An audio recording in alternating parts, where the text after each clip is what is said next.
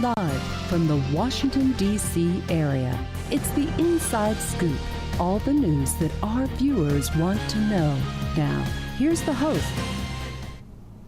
Welcome to Inside Scoop. I'm Kimberly Costabile, and tonight we have a bunch of topics for you tonight, but I have two historians with me tonight. The American History Film Project is a new nonprofit that grew out of a program in the Annandale area and has taken the country by storm, so to speak. They will be sponsoring an event at the City of Fairfax Historic Blenheim House.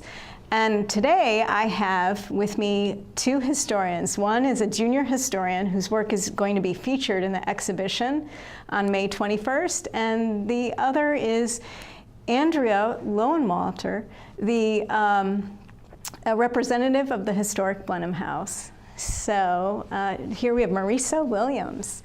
Marisa is a junior filmmaker from Columbia Elementary School, and she has entered the exhibition, and this is her second, well, actually, this is the second time a Fairfax person has entered this national contest. And it's an exhibition that encourages youth to make films about their hometown communities. And so, without further ado, we're going to be showing a film clip from Marisa's work in a little bit. She did some research of her area, of the Lincolnia, Fairfax area, and dug into the African American history of the area. So, Marisa, tell me a little bit about what made you decide to pick this topic. Well, I picked this topic because I love my church and I like to tell people about my church, and I just love my church. That's very, very cool. And did you hear about the contest? The founder of the American History Film Project is Martha Barnes, and she's an Annandale resident, and the first exhibition was held at the George Mason Regional Library down there in Annandale, and then the second exhibition was held at Annandale High School, but now we're going to be in City of Fairfax, and you'll love the historic Blenheim House.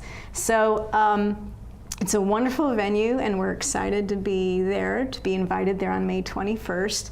And in your case, you ran into Martha at school, and how did you hear about the project?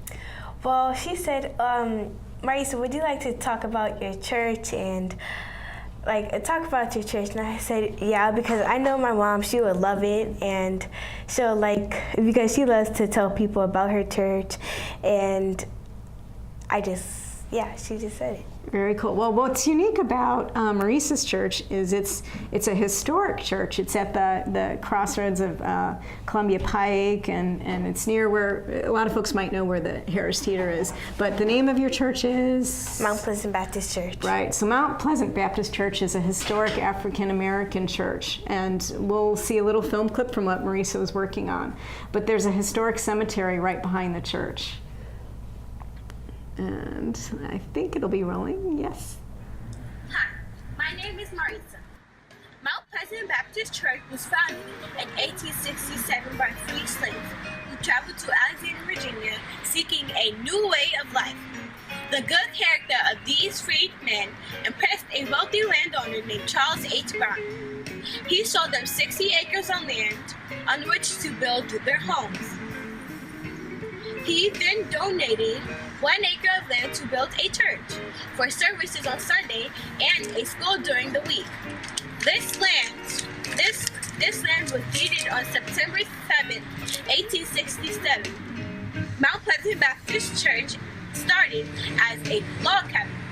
Then this structure was built 1931. Now known as the Pinkett Shepherd Chapel. Services are now presently in this sanctuary completed in 1977. Let's talk about the cemetery. The cemetery has two parts. The Independence Cemetery, which is right here behind the Pinkett Shepherd Chapel, was also deeded in 1867. This is where the oldest graves are. The oldest headstones is at the Reverend Pickett. The rest of the cemetery behind the church was deeded to Mount Pleasant on April 7, 1986 by the Golden Willow Oddfellows Lodge. The cemetery is still being used today and is the final resting place of a lot of current members. Pray for me when you steal away in your secret closet. Pray for me.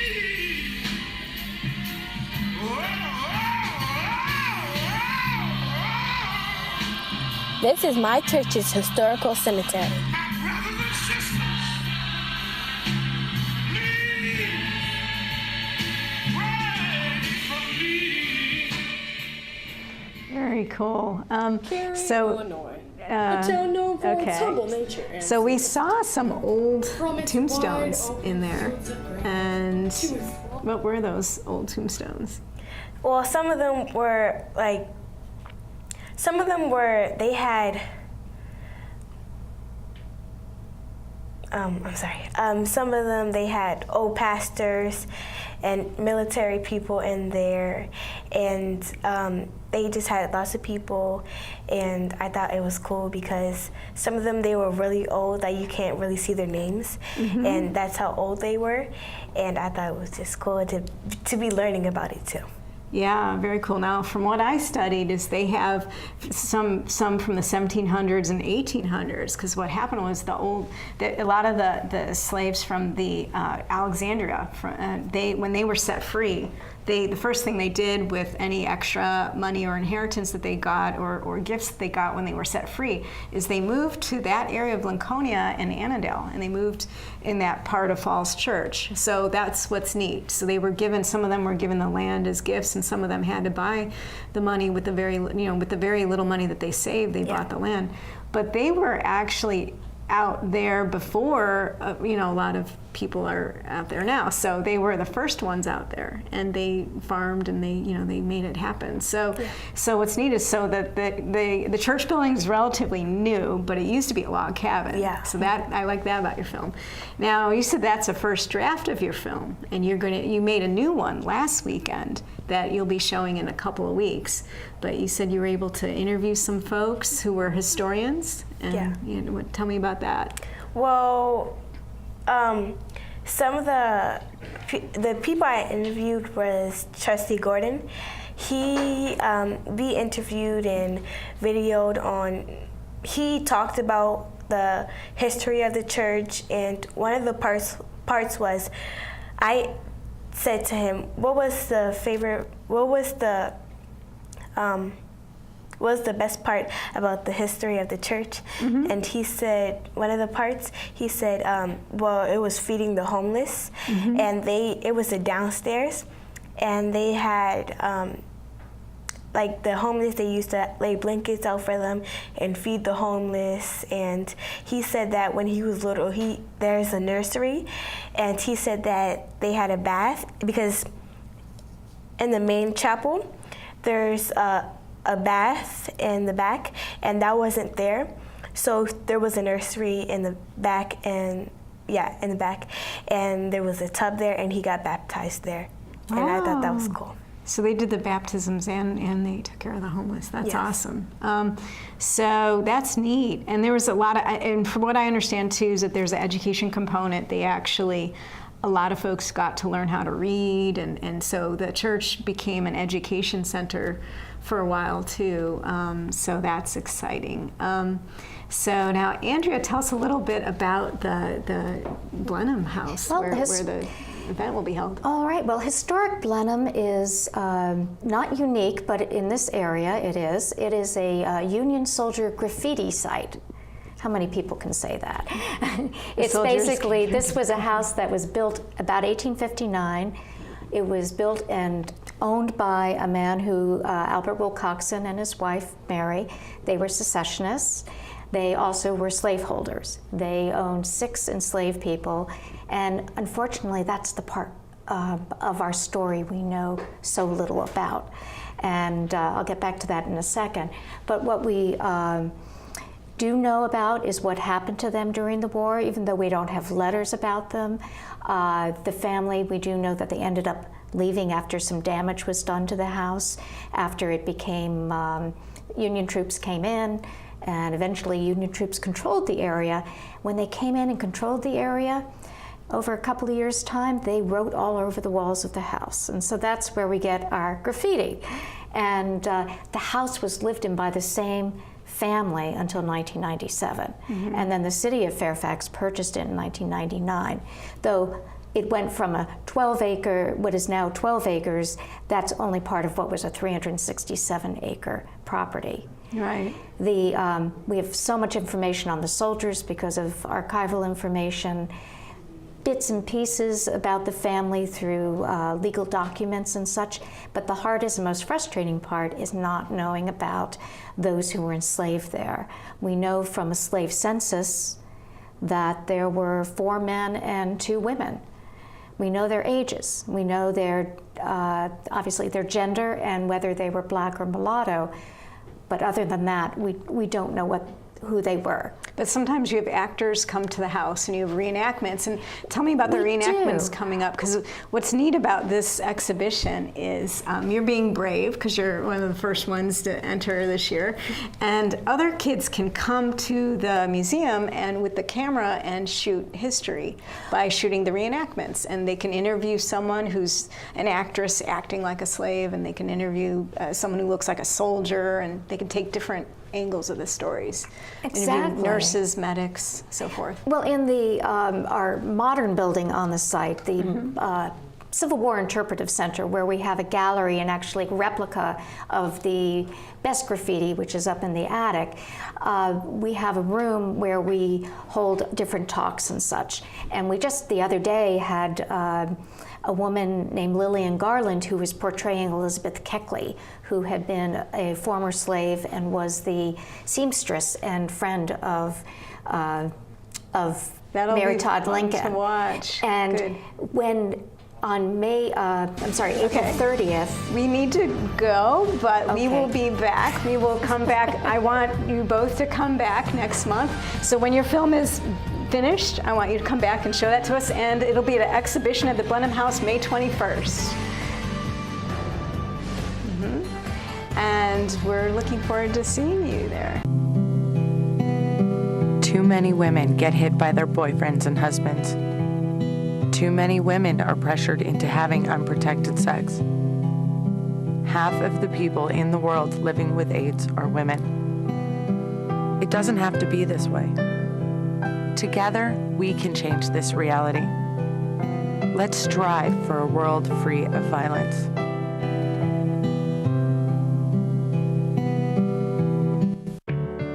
At Volunteers of America, we don't just give kids a way to stay off the streets. We give them the tools they need to reach their full potential. We don't just help the elderly receive needed care. We help them live life to the fullest. We don't just provide food for homeless individuals and families. We provide job training and placement so they can buy groceries. Volunteers of America is a national organization that for over 100 years has provided programs and services that allow people to overcome their challenges to become vital members of their community. At Volunteers of America, we don't just help people, we help people help themselves. Find out how you can support the programs that are working in your community. Contact Volunteers of America today. Call 1-800-899-0089. Drivers face all kinds of distractions. Guys, stop playing. No. Before your wireless phone becomes one of them, stop. Drive safely. Keep your phone in easy reach and dial sensibly. In bad weather or traffic, call later and use a hands-free device. Remember, with wireless, safety is your call. we're back to the Inside Scoop. Here again, your host. Welcome back. Good to see you, Edith. I'm here with Edith Kelleher, and she's of the Southeast Fairfax Development Corporation. But we're here to talk about something kind of funny. Some of you might be aware that tonight there may be something of a Trump rally or Trump protest going on. But the funny thing about Cru's ad recently brought up a topic that we love talking about, which is eminent domain. But there's a very funny way the Cruz campaign had a video, and I think we've got it. So we have to see this, but it's kids talking about adult topics. Look, I got the Trump action figure. No, wait, it's he. What does he do? He pretends to be a Republican. I like bailouts for the banks. Too big to fail. I gave money to Pelosi, Reid, and Anthony Weiner. Hey, Hillary, I'll give you money to be my friend. Check out my house, Mr. Trump. That's a lousy house. I'm gonna take your house with eminent domain and park my limos there. Eminent domain!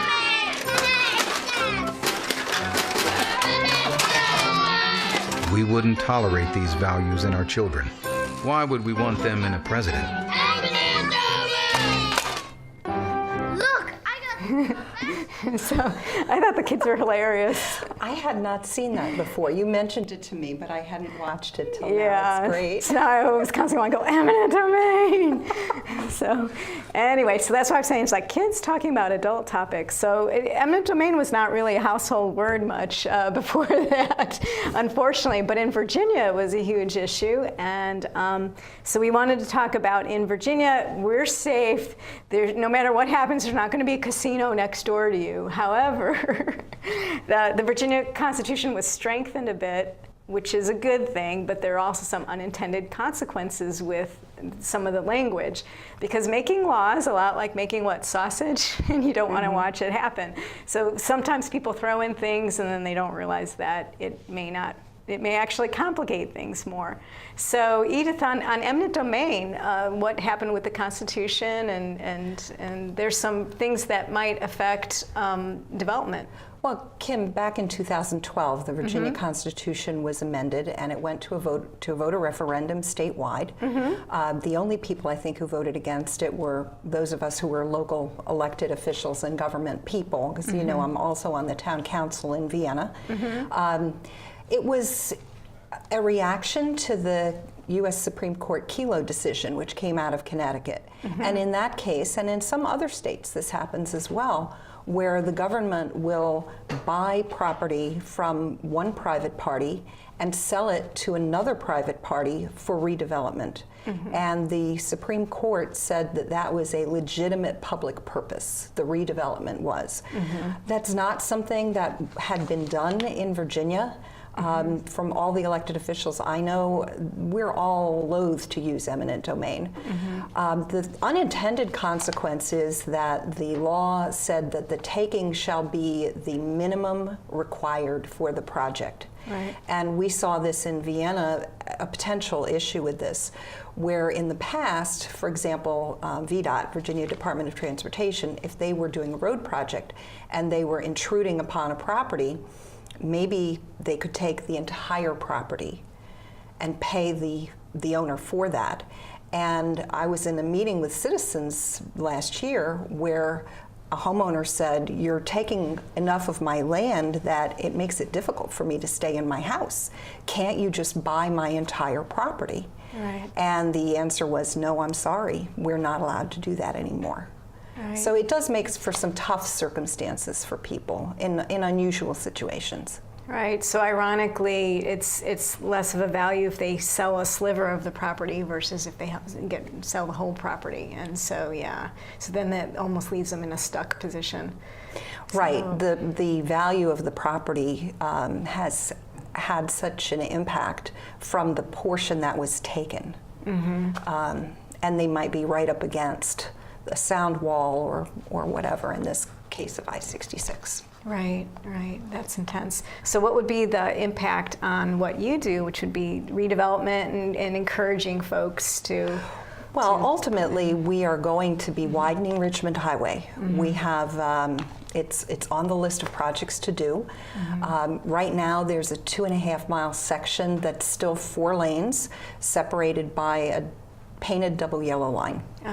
And there's not a lot of curb and stormwater management in some of this section. So we're going to make it consistent width of 6 lanes, and there will be some eminent domain, some taking with that project. That should happen hopefully within the next 6 years. Right. And that could affect some of those commercial properties that are shallow that front to Richmond Highway. So again, in the normal case, how does one determine fair market value when they're giving, when they're making a deal with the owner by eminent domain? Well, VDOT has appraisers that they do this all the time. They are very expert at it. But in Virginia, for a transportation project, they do something called quick take, where VDOT can take the property. The value, though, if there's a disagreement, the homeowner or the property owner can bring a court case and the judge will decide. But that valuation process can happen after the property is already taken and the road is already built. Yeah.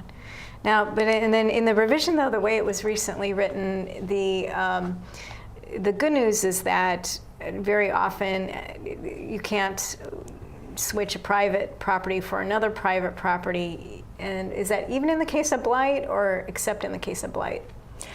Blight is a whole different thing, and requires the locality to adopt a blight ordinance, and there are various steps. And usually the structure will be taken down before the property would be sold. The property would really only be sold only if the taxes were not paid. I'm not all that familiar with blight. It's not used very often in Fairfax County. Now, another unrelated thing, but something that impacts redevelopment, is the proffers issue that just went down. And so there were mixed, I've spoken to a few folks in the past couple of weeks, and some people were happy with the revisions that happened in Richmond last week, and others are not. So what do you think about the current proffer bill and how that the governor has signed? He's already signed it? Yes, the governor signed it. And then what can be done? Because it's not necessarily, some folks are still not happy. So, well, the county attorney in Fairfax is still working his way through the bill to see what would this mean. There are a lot of issues with it. It affects residential development and the residential component of mixed-use development. So if it's an office building or shopping center, it doesn't change the system at all. The proffer system was adopted, about 30 years ago, and I'm old enough to remember when we had a board of supervisors elected on a stop growth platform. And I think the proffer system helped citizens be more comfortable with growth because they knew that things would be paid for and that developers would not be walking away with all this profit and leave the taxpayers to pick up the bill for the schools and the transportation and the public safety, the libraries, the stormwater management. I think in some parts of the state it had gotten out of hand. Several years ago, the General Assembly allowed cash proffers, just simple cash. And in some jurisdictions, the feeling was that that had gotten out of hand. I heard $40,000 and $50,000 per house. But the home builders I've talked with and those with the association all say that the Fairfax County system was not a problem. It was fair, but it got caught up. So for example, on Richmond Highway in the PennDOT area, we had 3 rezonings that were approved, and one of them is built, the second one is going to be started, and they proffered money for transportation improvements. Under the new bill, they could only proffer money for transportation improvements specifically to mitigate the impact of their development, not to help improve the existing situation. And I know the city of Lynchburg said that they would have $200,000 in expenses just to try to study what is the impact of this development versus the impact of traffic in general. Wow. So it's a tricky proposition. Yeah. So on the good sense, a proffer is usually when someone is helping to pay for the impact of growth in the area. Yes. And that's why it's so important in your area, because you are redeveloping and wanting new, vibrant life to come into the community and new businesses and so forth. And so that's what it's nice, is because they pay for the improvements. But you're saying that it may be a disincentive for folks to move in. If only proffers are only allowed in certain zoned areas, then it's a disincentive well, to move in. that's another part of the bill where in order to make some corrections, and of course they do this on the fly down at the General Assembly, it all takes place within just a few weeks, and they're trying to negotiate. So they said, well, in certain revitalization areas where the FAR, which is a density measure, is allowed to be 3.0 or greater, you can still be under the old proffer system. Oh. Also in Tysons and in places that are close to metro stations or future metro stations. Well, the metro stations in Tysons are fine, but the revitalization areas, we're trying to encourage new development. And when you put in, well, but you'll have to pay the proffers, it creates, I think, a disincentive. It's the opposite of what we want to do. Right, so they're likely to go elsewhere. So, well, we hope that there'll still be some generous folks out there that want to invest in the communities. Actually, no matter what. It's now illegal to accept these proffers. So even if a developer offers them, it's illegal for the locality to accept them. Wow. And if the developer files suit, the developer, under the new law, the developer is presumed by the court to be correct. And it's up to the locality to prove with clear and compelling evidence that that's not the case. So it kind of turns our concept of the legal system upside down. Usually if you bring a lawsuit, you have to prove your case. Right. And this is going to be the opposite. Wow. But that's I amazing. talk to communities all the time. And the question I always hear is, why should we let them do that? There'll be so many impacts to our community. Wow. Well, we'll see. Yeah. Well, hopefully we'll hear more in the future about the results and how this turns out. But I wish luck to you in your job. And thank you. And it's great to see you. Let us know the exciting things going in your neck of the woods. Come back sometime and tell us about your new projects. Great. Thanks, right, Kim. Thank you. Thanks Good for to see you.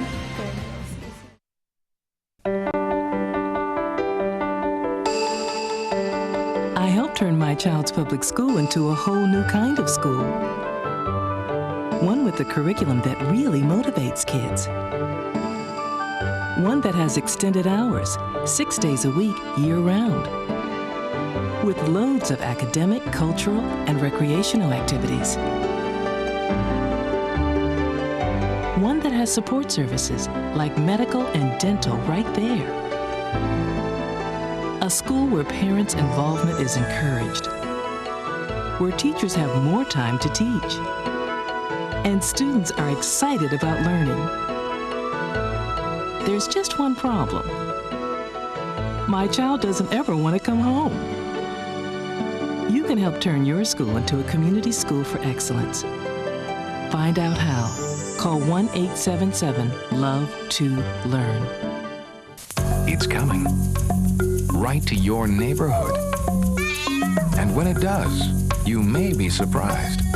It's your Social Security statement of your benefits, and it's going to help you plan your financial future. Your benefit statement will tell you how much Social Security you're eligible to receive and when you'll get it. Then you'll know how much you need to save for retirement, because that's coming too. The future is in your hands. Choose to save. The toxic fumes from this meth lab are seeping into Jamie's sinus cavity. Ammonia vapors invade her throat. Toxic gases fill her lungs. Jamie's body is deteriorating. And she doesn't even know it. Jamie, dinner. So, who has the drug problem now? Find out how meth affects you at drugfree.org/. We're back to the Inside Scoop. Here again, your host. We're back. Great. Welcome back to Inside Scoop. I am here with Frank Veda and Dr. Fred Foote, and what they have in common is they are both veterans, and they both love parks. But Frank is on the Mason District representative for the Fairfax County Park Authority. And Fred, you've met before. He is championing healing gardens, healing parks, and especially the first project is at Walter Reed, so he'll talk about that a little bit. But, and actually, if you don't mind, we'll start with Fred. Give us an update on what's been going on at Walter Reed. Well, Kim, as you know, the big project, I do holistic medicine for wounded warriors at Walter Reed. Mm-hmm. I do not speak for the government, however, as you know. Mm-hmm. And our big project is the Green Road, the nation's largest healing garden at Walter Reed, to heal our wounded warriors with nature. Mm-hmm. It's a half-mile-long green corridor through Walter Reed's campus to allow both wheelchairs to move through woodland about the base and also have a healing garden. So we've been working on this for 6 years. Mm-hmm. It's a public-private partnership, and we are in construction, and we plan on opening at the end of September. Wow, that's exciting. And you brought some slides with us. I'm not sure if we've got them connected, but there's some lovely green areas. And when you work, you're a writer, you're a published poet, you've written Medic Against Bomb, and it's an award-winning book. And when you work with fellow writers who are veterans, it's writing as therapy. Now when you combine it with the healing garden, how do you approach that? Do you do poetry in the park, or what is that exactly? Well, in the garden, we will have an arts performance area. We got a big arts program at Walter Reed that I'll talk about a little bit in the next segment. But the garden itself, we think that our warriors have PTSD. And pills and surgery don't really help that much. Instead, what helps is family-centered care and healing buildings. But what we're really learning about is that nature and the arts heal PTSD. And the Green Road is our big Healing Through Nature project at Walter Reed. And we just think that putting people in a nature environment, bringing them up close to water, stone, trees, and animals in a woodland environment is going to directly heal the spirit and the body of PTSD. And you and I were talking, what happens neurologically when someone's in the park? What happens in terms of the healing aspect? What does greenery do to the brain? Well, as we move into holistic medicine, we're learning a lot more about how psychological trauma is really physical. For example, if you're very traumatized or you're chronic stress, it damages your brain. And it does that in at least 3 ways. It causes toxic and inflammatory molecules to be generated that damage your brain. It also turns off those good molecules that cause repair in the brain, and it even damages your DNA. There's a thing called a telomere that we can measure that's a sign of aging of your DNA. And people who have severe psychological trauma or chronic stress like PTSD, those people have the loss of telomeres in their DNA that's like 10 years of aging. Okay? So with nature and with art, as well as with nutrition and exercise, we can turn that damage back. And that's how you heal people with PTSD. Wow, that's amazing. And the reason I brought Frank here is I've known him for years, and I knew you even before you got on the Park Authority Board. And what was neat about your story is your story of someone who has multiple careers, just like Fred, being a writer and all. And so in your life, you were in the Air Force, and and then from the Air Force, when you retired, you got into gardening, and then that brought you into the park system. But we'll talk a little bit more about that. But first, what did you do in the Air Force? Well, in the Air Force, I was in nuclear weapons, and talk about a stressful occupation. Nuclear weapons, wow. But after 28 years, I retired and decided to retire in this area. And what I didn't know when I retired is that inside my body, my heart was having some problems. And so I had to attend to that first. And so I went through some fairly severe operations. And then I couldn't rejoin society in the sense of working for defense firms. I had to de-stress myself. Right. And so one of the things that I got involved with was gardening, and gardening around the house. Now, gardening around the house didn't work out too well because we were in an older neighborhood where trees had grown and grown so much that there was so much shade I couldn't grow anything. And so a neighbor told me about a garden plot that I could rent at a nearby park, Pine Ridge Park. And so I got involved in that and started gardening. Well, no sooner did I get started gardening than they said, oh, by the way, we're about to lose this park. It's going to be taken over by the Northern Virginia Community College. And so that started me on an entirely new or additional phase besides gardening, was to save the park.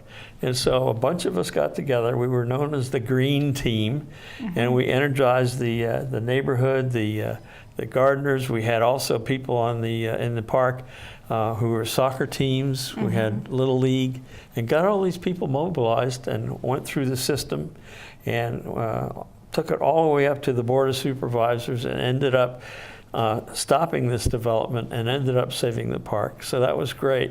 Well, through that, I became involved with another park, the Mason District Park, and I had a mentor who is my predecessor on the Park Authority Board by the name of Bo White. And so he sort of mentored me and brought me along, and before too much longer I became known to the supervisor, Supervisor Gross. And so eventually she asked me, when Bo decided to retire, if I wanted to join the board. And so I did. So lo and behold, from this little meager beginnings of putting seeds in the ground, I ended up being on the Park Authority Board. Wow, yeah. And what's neat is for you, you went from a solitary activity like gardening, and then you expanded to all of ending up commandeering in a different way. So, but it was just gradual. And how do you feel when you are gardening, and how do you feel when you're in the parks? Great, that's great. Great means of relaxation. And not only do you have the garden, but you're in the park. And so you have the greenery, as you say, that is so influential and so calming. It's a really wonderful place to be. But it's just fascinating to take these little seeds, put it in the ground, and pretty soon you've got things that you can eat and are healthy for you. And even if it produces too much, we have a program called Pantry. And so we can donate our excess goods to the local community pantry. That's exciting stuff. And then before we switch back to Fred, you had told me if someone wanted to do what Fred was doing in the community, there's another organization they should talk to, and I forgot what that was. Well, it was if they want to. We think there's an organization that, and I have yet to contact them or hear from them, although I try to make contact. It's the Partnership for a Healthy Fairfax, and they have a system whereby, now we, the Park Authority, cannot offer any cutbacks in terms of the price. Like the plots currently, a 20-foot by 30-foot plot is $125, and that's a fair amount. But what we can do is through other organizations like Neighborhood and Community Services or this Partnership for a Healthier Fairfax, what they can do is possibly come up with like a scholarship program where they can help underwrite the cost of the rental. Yeah. And what's neat, so they formalize the activities in the parks. And so that's what's nice. Now, Fred, we've got your slides up so you can tell us a little bit about, but what's neat is to have the arts in the parks. And you already do that with the Mason District concerts and so forth. Oh, that's right, But it's wonderful to see how you meld it at Walter Reed. A lot of these two things, the arts and the nature, they heal the stress the same way. I'm going to move ahead kind of quickly. I want to just show folks some pictures of our garden here. Now, that's a picture of our Greenwood Garden. That's our Walter Reed Hospital, some pretty buildings there. And this is the map, and you see there's a green stripe between all those three orange circles, and along a natural stream, that is the half-mile-long wheelchair path. And in the center, that's where we have a healing garden for wounded warriors. It's got that's a detailed plan of the garden. It has a social zone by the stream and a sacred zone with a commemorative pavilion sacred to our lost warriors. That's a picture of it. It's big. There you are again, another picture of our garden site that we'll build by September. A guy like me is always happy to see this stuff turn up on the site because it means we're building. And that's our commemorative pavilion, sacred to our lost troops, where you can stay and remember your lost comrades and your memories in a setting that shows that all is not trauma, that there's regeneration and rebirth through nature. So you can see that this is a way that we're using nature to heal our nation's wounded warriors, and we'll fix that, open that in September.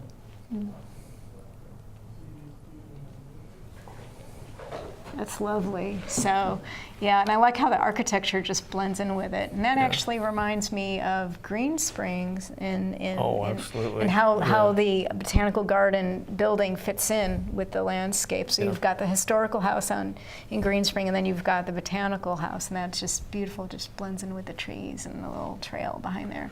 So Frank, I have a question for you. When you indicated that it was very healing for you to raise the plants and raise the vegetables, how did it feel to do that? What was it that was so healing about being in the soil? Well, I suppose it's almost like birthing a child in a way, because you take this little tiny seed and put it in the ground and nurture it and take care of it, and pretty soon you've got a big something that you can eat, and it was just fascinating.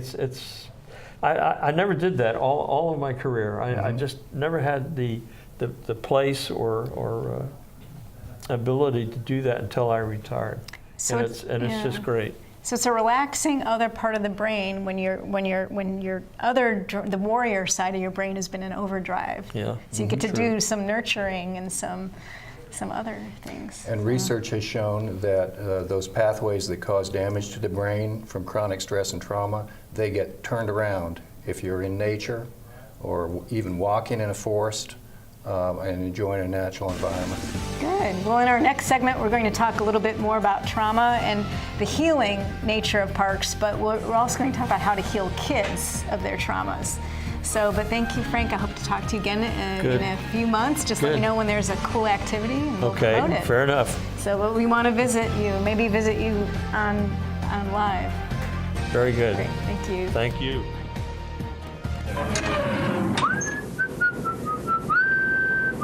This is firstgov.gov, where we're obsessed with getting you government information. Brand new student loan applications on the site, baby. This calls for a celebration. Here's your uncle. So in the end, it was either take the astronaut gig or come work here. What can I say? Duty called. Dude, that's my cop. Oh, sorry. Yeah. No, I'm pretty sure that's Sam's cop. Oh, sorry? Yeah. No. Sam's. No. Just log on or email us and get what you need. C, change of address form. That's how it's done. D, driver's license renewal. E, emailing Social Security information. Yeah. Okay. Yeah. Nice, we'll allow it. All right, Ed. What are those? Government surplus cars for auction. You posted those online last time. No, you did. I'm posting them online this time. For all your government information, firstgov.gov. Oh, what have we got here? Sometimes you feel tired. You can't seem to lose those extra pounds off your midsection. And your joints hurt when you take the stairs. Well, you're getting older. But I'm happy to say that there's some simple things we can do to keep you happy and healthy for years to come. We can also lower your risk for some serious diseases the older population is often subject to. Proper nutrition is more important than ever. Your body has changed, not as many treats. A basic exercise plan, lots of walks and fresh air, and most importantly, come and see me for twice-yearly checkups to help ensure the best possible quality of life. Now, how does that sound? Good boy. Improve the quality of life for your elderly pet. Schedule twice-yearly checkups that include preventive care and regular lab work. A message from the veterinary members of the American Animal Hospital Association. We're back to the Inside Scoop. Here again, your host. Welcome back. back, and we are here again with Dr. Fred Foote, and I've also brought on Sonia Quinones. She's the Executive Director of SCAN, which is Stop Child Abuse Now. And Sonia is working with, you're in charge of the Northern Virginia Division, or what's your geographic boundary? Yeah, our organization serves Northern Virginia. We partner with organizations that serve other regions, but really the sort of 5 major jurisdictions: Alexandria, Arlington, Fairfax, Loudoun, and Prince William. Greater Prince William includes some of the little cities in those counties. That's exciting work. And I had the pleasure of working with Sonia years ago at the Hispanic Committee of Virginia, and I saw then that you had this natural affinity to working with kids, and SCAN had partnered with them a while, and so it was just exciting to see their mission. And so it's nice to see you do that full time and go into what you love. And today we were talking about healing and healing of trauma and healing of post-traumatic stress disorder in particular. And it occurred to me in doing some work with Fred a while back, I'd remembered that kids go through post-traumatic stress disorder. And so if you could talk briefly about ways that kids get healed, and then Fred will jump in and talk about things too, but I just love that we have this free flow here tonight. Well, it was great to listen to you talk about our service men and women who come back, because we see a lot of parallels to that with children who've been abused or neglected. We talk about there's certain kinds of stress and trauma that can happen once, and kids and people can be resilient in the face of that. But when you're in a situation where it's chronic, whether you're in a military situation or you're in an abusive home where the abuse and the trauma is repetitive and you don't and unpredictable, and add the complexity that it's administered by a parent, someone who is supposed to be developing trust and be the caregiver. We call that toxic stress. And you heard Fred talk about the neurological and all the hormones and chemicals that get released, and when that happens to a child whose brain is still developing, it can have lifelong consequences on how they in the future will manage stress, how they react to things, how they interact with other people in their own relationships, whether that's in the workplace or a future spouse or their own children. So there's a lot of parallels. Yeah, Fred talked about how it can age people 10 years, but then also about getting into nature kind of reverses some of that aging.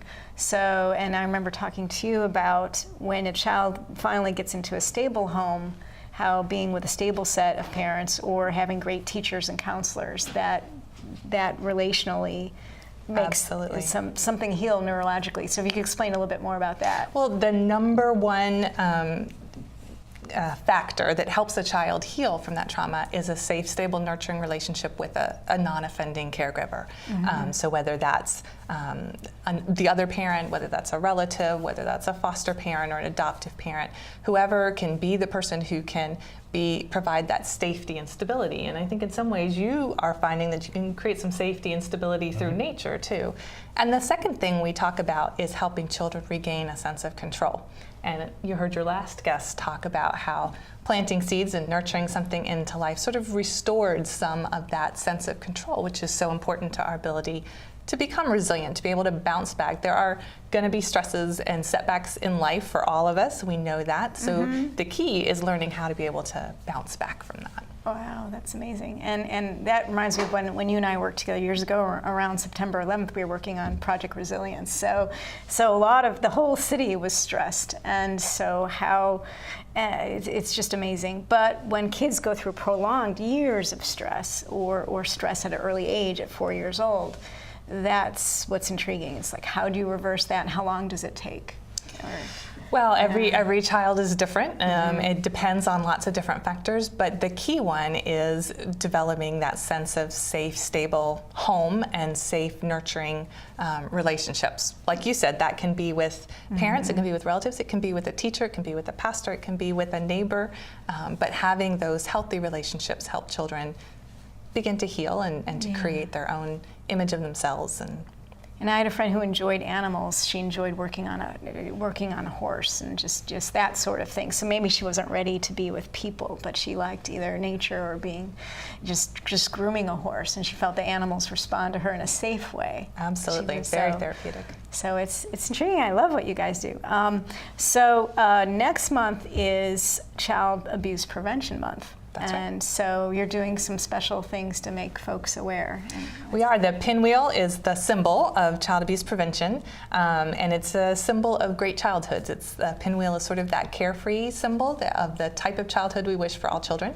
So you will see pinwheel gardens. We're literally planting pinwheels in gardens across the region. So when you see that, now you'll know what that stands for. That's right. Great. And then we're doing 2 screenings of a documentary called Breaking the Silence, which looks specifically at child sexual abuse, which is a particularly traumatizing experience, in part because it violates those boundaries that are key to developing executive functioning and your brain being able to manage all of that. And so looking specifically at child sexual abuse and how each of us as adults in this community have a responsibility and a role to play in making our communities safe for children. So April 12th in Alexandria and April 26th in Ashburn. They're free and open to the public, and we hope some of your viewers will join us. Yes, and we hope to, and we'll see you again a little bit next month, and you'll talk a little bit more about the films, because they are groundbreaking films. So, but I love the fact, and I was just remembering, another commonality between PTSD in adults and kids is they say that whether it's, they say sometimes once they've been a veteran for 30 years, then the PTSD sometimes comes out as life maybe slows down. I'm not sure, you could explain why, and then the same thing is true in child abuse. Some people don't get their symptoms until their 40s or their 50s of what may have happened when they were 4 or 6. Absolutely. So if you could talk about that, that's intriguing to me. But Fred, how does that work with a veteran? Sometimes they go straight into the corporate world and they're okay, but then after a while, they may need help. So things add up. I think one thing people should take away is that psychological trauma is physical trauma. At a molecular level, you don't see a bruise because that's big, but at a molecular level, it's just the same. And with regard to the children, I mentioned before that that psychological trauma and stress will age your DNA, age your chromosomes, right? And we can measure that by the telomeres on the end of the chromosomes. And one very well-known study looked at children who had psychological trauma for 10 years growing up, and at the age of 20, those children had the DNA of a 30-year-old. Okay, so there's no question that severe physical damage is done by psychological injury to children. And the good news is that it can be turned back. It is a lifestyle thing. You need to have healthy nutrition, exercise, stress management, and then we're finding increasingly that art and nature can play a powerful role in kind of turning back that trauma and returning the aging due to trauma into a more positive course. That's exciting. And then in children's resilience, you have a formalized children's resilience program. And what is that like? We do. Well, our program currently focuses on using stories. Using stories at a developmentally appropriate age to whatever age the child is.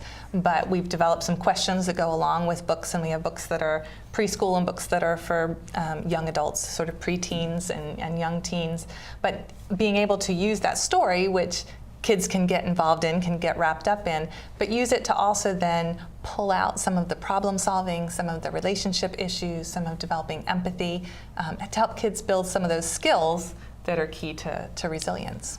So those are stories written by professional authors that might have a clinical background, or? No, actually we've taken just children's books that we think have a storyline that is amenable to pulling out some of that discussion. That's exciting. And do you ever get the kids to write a little bit on their own, or? Absolutely. Journaling can be a very therapeutic way to process our emotions and work things out. Wow, that's fun. And with Fred, you might not know, but a while back, Fred came into a restaurant that I did some PR for, and so we had a really fun thing with the veterans, and we would give meatballs if you shared a poem. So it was a lot of fun. But got a lot of poems that way. Yeah, a lot of poems that way. But I loved seeing the veterans of different ages interact. So you had young, early 20s, almost teens veterans, and then you had had Vietnam vets and maybe one or two World War Sure. Yeah, II vets I saw in there. And so it was wonderful to see them relate. At first they were in their own little worlds, but when they shared their stories, their personal stories, they started to interact. But it was really neat to see, not only do they heal by journaling, but then by sharing. And expression. Yeah, but anyway, so I just enjoy what you do. Fred, is there anything else you wanted to share? I have a couple of slides if they're on about Good. our art from Yes. the Wounded Warrior Art. Yes. And I'll advance these things here. We do have a arts program at Walter Reed where all our Wounded Warriors now make art, music, or other arts, and it is really healing them. They say it's the most important part of their therapy. There's some of the famous masks that was in National Geographic that the Wounded Warriors made. It's another piece of artwork from the arts program. Doesn't have to be fancy. This is just a warrior making a mandala. Listening and looking at art is good, but what really heals is making it. Here's one of the 3 art studios, and Charlie Sheen gave us $1 million for one of these art studios, so we love Charlie Sheen. I don't care what the National Reporter says about it. Here's one of our arts coordinators working with some of our kids, as we call them, in their home. And we've recently started the Maryland Network, and what this is, I go about the state encouraging local communities to give free art and music lessons and build gardens with their local veterans to heal them with art and nature. These are springing up all over Maryland. We have the Maryland Network now that is organizing all that to provide training and research and resources to help these programs bloom. Fairfax County ought to get something like that going too.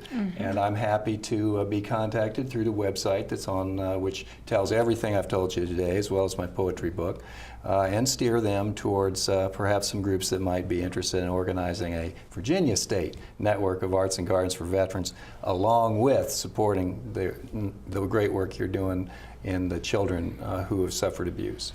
Yes, I think if anything we've learned today is how the parks are good for everyone, and so it's just a healing aspect for everyone. But just to know if they can do that, well, I can say in my life it's done it for me, and so but I'm just excited to see that. And then there's some commonality. It all comes together. We acquired. Well, we need to wrap it up. It's going to run soon, but there were a few parks that we acquired through generous donors, and we'll talk about that next week. But Sonia will be back to talk about Child Abuse Prevention Month next month, and Fred will come back closer to the fall when he does some groundbreaking. Tell you what's going on. Thank you, Get the opening. Thanks for being with us tonight. Thank you for enjoying our show and sharing. Wonderful. Thanks so much.